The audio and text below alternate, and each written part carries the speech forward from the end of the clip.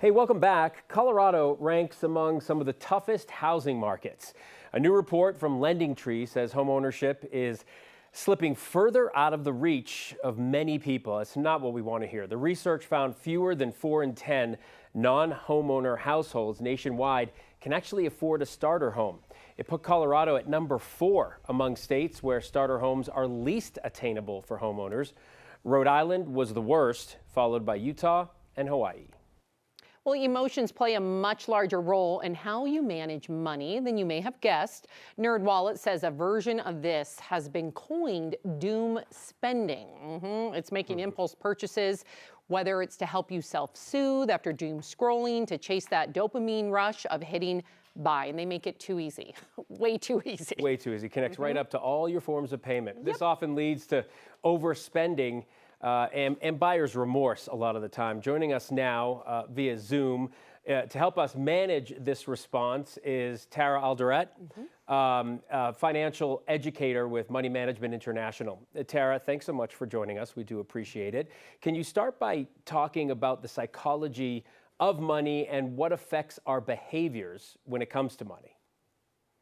Sure. Well, thank you so much for having me. So the psychology of money is an emerging topic. We hear a lot about it recently. And I think it's something we should really be paying attention to. Really, what this means is that just like any other relationship, we bring our past experiences and behaviors, thought patterns, to our relationship with money. And so the way that we think about money, the way that we feel when we spend money, these all play a part in how we spend and in this sort of doom spending situation that we're seeing today.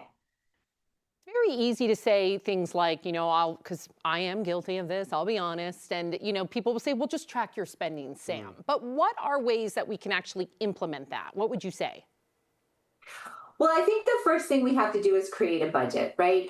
So that, it sounds like, okay, I know I need to make a budget, but it really is true. We need to know where every dollar is going. But then we need to really pay attention to how we are spending our money, when we are spending our money, and how we feel when we're doing that. So if I'm looking at my credit card statement and I can see that there's a lot of unplanned spending for online retail items, maybe I'm doing a lot of spending at night, maybe, late on the weekends after I've been scrolling social media. So paying attention to those patterns too, I think in addition to creating a budget and tracking our spending is really going to be key to help us.